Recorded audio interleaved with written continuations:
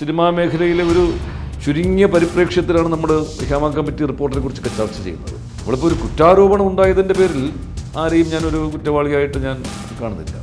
ഇപ്പോൾ നമ്മൾ ഇതിനകത്തുള്ള പ്രശ്നങ്ങളെക്കുറിച്ച് ചർച്ച ചെയ്യുമ്പോൾ തന്നെ ഏത് തൊഴിൽ മേഖലകളിലും ഏത് കുടുംബത്തിലും ഒക്കെയുള്ള സ്ത്രീകൾക്ക് ഇതൊരു വലിയ ആത്മവിശ്വാസം നൽകുന്ന ഒന്നായിട്ട് ഈ റിപ്പോർട്ട് മാറിയിട്ടുണ്ട്. ഈ മൊഴി കൊടുത്ത സ്ത്രീകൾ തന്നെ ആവശ്യപ്പെട്ടിട്ടുണ്ട്, ഇത് പുറത്തുവിടരുത്, ഞങ്ങളുടെ ജീവിതമാണ്. അപ്പോൾ ഇതിൻ്റെയൊക്കെ ഒരു അടിസ്ഥാനത്തിൽ സർക്കാരിന് മറ്റെന്താണ് മാർഗം? അല്ല, ഞാനൊക്കെ സിനിമയിൽ വരുന്ന സമയത്ത് തന്നെ ഒരുപാട് കഥകൾ ഇങ്ങനെയൊക്കെ കേട്ടിട്ടുണ്ട്. അപ്പോൾ പലതും അന്നും ഇങ്ങനെയുള്ള കഥകൾ അന്തരീക്ഷത്തിലുണ്ട്. അപ്പോൾ നമ്മൾ പലതും ഇങ്ങനെ ഒരു കെട്ടുകഥകളും അല്ലെങ്കിൽ ഭാവനാ സൃഷ്ടിയിലുള്ള ഊഹാപോഹങ്ങളൊക്കെ ആണെന്ന് വിചാരിച്ചിരുന്നു. പക്ഷേ ഇപ്പോൾ ഇത് ഹേമ കമ്മിറ്റി ജസ്റ്റിസ് ഹേമ എന്ന് പറയുന്ന റിട്ടയേർഡ് ഹൈക്കോടതി ജസ്റ്റിസ്, അപ്പോൾ അവരുടെ ഒരു മുമ്പിൽ വന്ന് കുറേ സ്ത്രീകൾ മൊഴി നൽകി.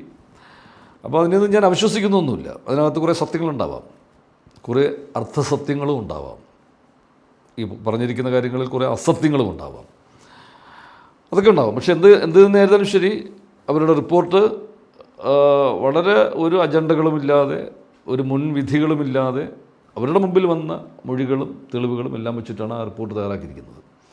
അതിൻ്റെ മേലെ ഇനി മറ്റു കാര്യങ്ങളിലേക്കൊക്കെ സർക്കാരാണ് കിടക്കേണ്ടത്. സർക്കാർ അത് ആവശ്യമുള്ള അന്വേഷണം നടത്തും.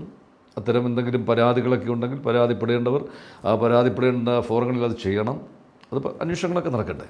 നമ്മളിപ്പോൾ ഒരു കുറ്റാരോപണം ഉണ്ടായതിൻ്റെ പേരിൽ ആരെയും ഞാനൊരു കുറ്റവാളിയായിട്ട് ഞാൻ കാണുന്നില്ല. കുറ്റാരോപണങ്ങളുണ്ട്, അത് ഓക്കെ. പക്ഷേ അതൊക്കെ അന്വേഷണത്തിൽ തെളിയുകയും അതിൻ്റെ ഒരു സത്യാവസ്ഥ പുറത്തു വരികയും ചെയ്തിട്ടേ നമുക്കവരെ ക്രൂശിക്കാനാവും. അല്ല, നമ്മൾ നിവിൻ പോളിയുടെ ഇഷ്യൂ വന്നപ്പോൾ അദ്ദേഹം അത് ചെയ്തു എന്ന രീതിക്ക് ഒരു ഇരയെന്ന് പറയപ്പെടുന്ന ഒരു വ്യക്തി വന്ന് സംസാരിച്ചിരുന്നു. പക്ഷേ അതെല്ലാം ഫോൾസ് അലിഗേഷൻ ആണെന്ന് അടപടലം തെളിഞ്ഞു. അദ്ദേഹം ആ സമയത്ത് ദുബായിൽ ഉണ്ടായിരുന്നില്ല, പാസ്പോർട്ടിൻ്റെ കോപ്പി പോലീസിനെ സബ്മിറ്റ് ചെയ്യുകയുണ്ടായി.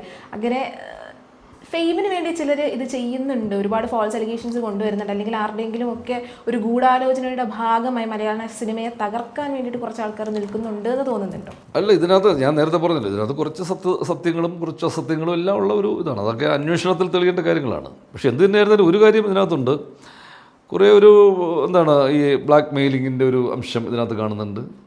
അതുപോലെ എന്തെങ്കിലുമൊക്കെ ഒരു പക വീട്ടാൻ അല്ലെങ്കിൽ ഒരു അങ്ങനെയൊക്കെയുള്ള ചില അംശങ്ങൾ ഇതിനകത്ത് കാണുന്നുണ്ട്. ചില ആരോപണങ്ങളെ കാണുമ്പോൾ ചില ഗൂഢാലോചനകൾ നമുക്ക് ഇതിനകത്ത് ഉണ്ട് എന്നൊക്കെ തോന്നാറുണ്ട്. പക്ഷേ എങ്കിലും ഞാൻ സ്ത്രീ സമൂഹത്തിൻ്റെ കൂടെയാണ്. ഒരു സ്ത്രീയും ഒരിക്കലും ഒരു ആക്രമണത്തിനും വിധേയരാകാൻ പാടില്ല. ഒരു സ്ത്രീക്ക് നേരെയും ഒരു അതിക്രമവും ഉണ്ടാകാൻ പാടില്ല. അതങ്ങനെയാണ്. അതാണ് കാരണം സ്ത്രീ എന്ന് പറയുന്നത് അതൊരു കേവലം ഒരു വ്യക്തിയായിട്ടല്ല ഞാൻ കാണുന്നത്. സ്ത്രീ ഒരു കുടുംബത്തിലെ ഒരു സ്ത്രീയാണെങ്കിലും സമൂഹത്തിലാണെങ്കിലും സ്ത്രീ എന്ന് പറയുന്നത് ഒരു വലിയ ശക്തിയാണ്. അപ്പം നമുക്ക് നമ്മുടെ ഒരു കുടുംബത്തിലെ ഒരു സ്ത്രീയെക്കുറിച്ചൊക്കെയുള്ള നമ്മുടെ ഒരു ഉണ്ട്. അപ്പോൾ അവരുടെ നേരെ ഒരു ഒരു അവഗണനയോ അല്ലെങ്കിൽ ഒരു അപമാനമോ ഒന്നും ഒരിക്കലും ഒരു സ്ത്രീക്ക് നേരിടാനേ പാടില്ല. അത് നമ്മുടെ ഒരു നിലപാടാണ്. അങ്ങനെ ആകണം. കാര്യം സ്ത്രീ ഏറ്റവും കൂടുതൽ സംരക്ഷിക്കപ്പെടുകയും ഏറ്റവും കൂടുതൽ ഒരു എല്ലാ രീതിയിലും പരിരക്ഷിക്കപ്പെടുകയും ഒക്കെ ചെയ്യുന്ന ഒരു സമൂഹമാണ് ഏറ്റവും ഒരു പുരോഗതി പ്രാപിച്ച സമൂഹമായിട്ട് നമുക്ക് പറയാൻ പറ്റുന്നത്. അല്ലാതെ സ്ത്രീകൾ ആക്രമിക്കപ്പെടുന്ന, സ്ത്രീകൾ അപമാനിതരാകുന്ന, സ്ത്രീകൾ അവഹേളിക്കപ്പെടുന്ന ഒരു സമൂഹം എന്ന് പറയുന്നത് ഏറ്റവും അപജയത്തിൻ്റെ അതൊരു നമുക്കൊരിക്കലും ചിന്തിക്കാൻ പോലും പറ്റില്ല. അപ്പോൾ സ്ത്രീകൾ ഏറ്റവും നല്ലൊരു മാന്യത എവിടെയും ഉണ്ടാകണം. അവരുടെ ഏതു തൊഴിലിടത്തും അവർക്ക് മാന്യമായി വളരെ അഭിമാനബോധത്തോടെ ആത്മവിശ്വാസത്തോടെ തൻ്റെ ഇടത്തോടെ വളരെ സ്വതന്ത്രമായി പ്രവർത്തിക്കാനുള്ള അവസരവും അവർക്കുണ്ടാകണം.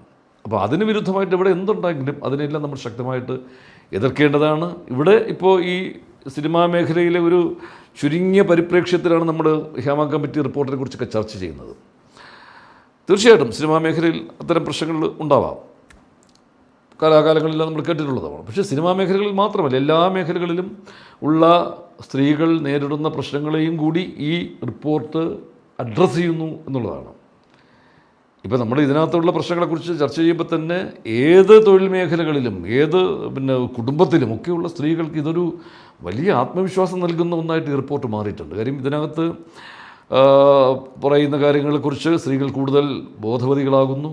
അവരുടെ ഒരു നിയമപരിരക്ഷ, നിയമപരമായിട്ട് അവർക്ക് നേരിടാൻ പറ്റുന്ന നടപടികളെക്കുറിച്ചൊക്കെ ഉള്ളൊരു കൂടുതലൊരു ബോധവും ഒക്കെ ഉണ്ടാവുകയും ഇതൊരു പൊതുസമൂഹം മുഴുവൻ ഇതൊരു വലിയ ചർച്ചയായിട്ട് ഏറ്റെടുക്കുകയും ഒക്കെ ചെയ്ത് സ്ത്രീകളുടെ ഒരു മൊത്തത്തിലുള്ള ഒരു ഉണർവിന് ഈ റിപ്പോർട്ട് കാരണമായിട്ടുണ്ട്.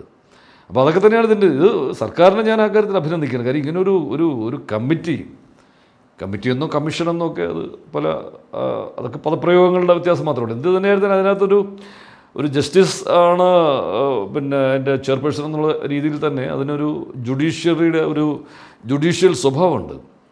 അപ്പോൾ അങ്ങനെ ഒരു കമ്മിറ്റി രൂപീകരിക്കാൻ ഈ ഗവൺമെൻറ് തയ്യാറായത് ഏറ്റവും വളരെ ശക്തമായ ഒരു നടപടിയായിട്ടാണ് ഞാൻ സ്വീകരിക്കുന്നത്. അവരുടെ ഒരു റിപ്പോർട്ട് ഒരു കാലതാമസം ഉണ്ടായി എന്നുള്ളത് സത്യമാണ്. ഇത് പുറത്തു വരാൻ അതിന് കുറേ റീസൺസ് ഉണ്ട്. ഇപ്പോൾ പലപ്പോഴുള്ള ആക്ഷേപം ഈ റിപ്പോർട്ട് എന്തിന് ഇത്രയും കാലം ഇത് പുറത്ത് വിട്ടില്ല എന്നൊക്കെ പറയുമ്പോൾ അതിന് ശക്തമായ കാരണമുണ്ട്. അതിപ്പോൾ ഒരു ചലച്ചിത്ര അക്കാദമിയുടെ ഒരു ഭാഗമായിട്ടുള്ള ആളെന്ന നിലയ്ക്ക് കൂടി എനിക്കത് പറയാൻ പറ്റുന്നത്, ഈ ജസ്റ്റിസ് ഹേമയുടെ മുമ്പിൽ മൊഴി കൊടുത്തവർ വളരെ അവരുടെ ഏറ്റവും വലിയ സ്വകാര്യതകളൊക്കെയാണ് വെളിപ്പെടുത്തിയിട്ടുള്ളത്. അത് ജസ്റ്റിസ് ഹേമ ഈ റിപ്പോർട്ട് തയ്യാറാക്കി പിന്നെ ഗവൺമെൻറ്റിന് കൊടുക്കുമ്പോൾ ശക്തമായ ഒരു കത്തുകൂടി ഗവൺമെൻറ്റിന് സമർപ്പിച്ചു. അത് ഈ പിന്നെ മൊഴികൾ നൽകിയവർ അതിൻ്റെ രഹസ്യ സ്വഭാവം കാത്തുസൂക്ഷിക്കുമെന്ന ഉറപ്പിന്മേലാണ് എല്ലാം ധൈര്യമായിട്ട് തങ്ങളോട് തുറന്നു പറയാൻ അവർ തയ്യാറായത്. അതുകൊണ്ട് തന്നെ അവരുടെ ഏറ്റവും വലിയ സ്വകാര്യതകളുടെ വെളിപ്പെടുത്തലുകളാണ് നടത്തിയിട്ടുള്ളത്. ഇതൊരു കാരണവശാലും പുറത്ത് വിടരുത്, ഇതൊരു പബ്ലിക് ഡോക്യുമെൻ്റായിട്ട് വരരുത് എന്ന ഒരു വ്യക്തമായ ശക്തമായ ഒരു കത്ത് ജസ്റ്റിസ് ഹേമ കൊടുത്തിട്ടുണ്ട്. 1. 2, ഈ മൊഴി കൊടുത്ത സ്ത്രീകൾ തന്നെ ആവശ്യപ്പെട്ടിട്ടുണ്ട്, ഇത് പുറത്ത് വിടരുത്, ഞങ്ങളുടെ ജീവിതമാണ്, ഇത് ഞങ്ങളുടെ ഒരുപാട് സ്വകാര്യതകൾ ഞങ്ങൾ വളരെ ഒരു രഹസ്യ സ്വഭാവം സൂക്ഷിക്കുമെന്നുള്ള ഉറപ്പിന്മേലാണ് ഞങ്ങൾ പറഞ്ഞത്, അതുകൊണ്ട് ഇത് പുറത്ത് വിടരുതെന്ന് അവരുടെയും ഒരാവശ്യം ശക്തമായിട്ടുണ്ട്. 3, ഈ വിവരാവകാശ പ്രവർത്തകർ കുറേ ഇതിനു വേണ്ടി ശ്രമിച്ചല്ലോ ഇത് പുറത്തു കൊണ്ടുവരാൻ വേണ്ടിയിട്ട്. അപ്പോൾ വിവരാവകാശ കമ്മീഷൻ എന്താ പറഞ്ഞത്? 2022 വന്ന വിധി എന്ന് പറയുന്നത് ഇത് ഒരു കാരണവശാലും ഇത്തരം സ്വകാര്യതകളുടെ ലംഘനമാകും, ഇത് പുറത്തു വിടരുത്. കാര്യം സ്വകാര്യത എന്ന് പറയുന്നത് ഒരു വ്യക്തിയുടെ ഒരു പൗരൻ്റെ ഏറ്റവും മൗലികമായ ഒരു അവകാശമാണ്, അത് സംരക്ഷിക്കപ്പെടണം. അതുകൊണ്ട് ഇത് തീർച്ചയായിട്ടും ഇത് പുറത്തു വിടരുത് എന്നുള്ള വ്യക്തമായ കർശനമായ നിർദ്ദേശമാണ് വിവരാവകാശ കമ്മീഷനും 2022 നൽകിയത്. അപ്പോൾ ഇതിൻ്റെയൊക്കെ ഒരു അടിസ്ഥാനത്തിൽ സർക്കാരിന് മറ്റെന്താണ് മാർഗം? ഇത് എങ്ങനെയാണ് ഇത് പുറത്തുവിടാൻ പറ്റുന്നതെന്ന് ഇപ്പോൾ വീണ്ടും മാധ്യമങ്ങൾ വലിയ സമ്മർദ്ദമുണ്ടായി, പൊതുസമൂഹം ഇത് ഒരു വലിയ ചർച്ചയാക്കി. വിവരാവകാശ കമ്മീഷൻ വീണ്ടും ഒരു ഉത്തരവ് പുറപ്പെടുവിച്ചു. ഈ സ്വകാര്യതകളുടെ വെളിപ്പെടുത്തലുകളില്ലാതെ അത് സംരക്ഷിച്ചുകൊണ്ട് ബാക്കി ഭാഗം പുറത്തുവിടാം, അതൊരു പബ്ലിക് ഡോക്യുമെൻ്റായിട്ട് വരട്ടെ. സിനിമ എന്ന് പറയുന്നത് അത് സമൂഹത്തിന് വേണ്ടിയിട്ടുള്ളതാണ്, പ്രേക്ഷകന് വേണ്ടിയിട്ടുള്ളതാണ്. പ്രേക്ഷകരുടെ ഒരു കാശ് കൊണ്ട് തന്നെയാണ് ഈ ഇൻഡസ്ട്രി നിലനിൽക്കുന്നത്. അതുകൊണ്ട് തന്നെ അവിടെ നടക്കുന്ന കാര്യങ്ങൾ പ്രേക്ഷകർക്കും അറിയാൻ അവകാശമുണ്ട്, അതവർ അറിയട്ടെ, ചർച്ച ചെയ്യട്ടെ എന്ന് പറഞ്ഞിട്ട് പിന്നെ വിവരാവകാശ കമ്മീഷൻ്റെ ഇപ്പോൾ പുതിയൊരു ഉത്തരവ് വന്നു. അതിനെതിരെയും ചില സ്ത്രീകൾ തന്നെ ഇത് പുറത്തുവിടരുതെന്ന് പറഞ്ഞിട്ട് ഹൈക്കോടതിയിൽ പോയി. അതും ആ ഹർജിയുമൊക്കെ തള്ളിയതിന് ശേഷം എല്ലാ തടസ്സങ്ങളും നീങ്ങിയ ആ നിമിഷം തന്നെ സർക്കാർ ഇത് പുറത്തുവിടുകയും ചെയ്തു.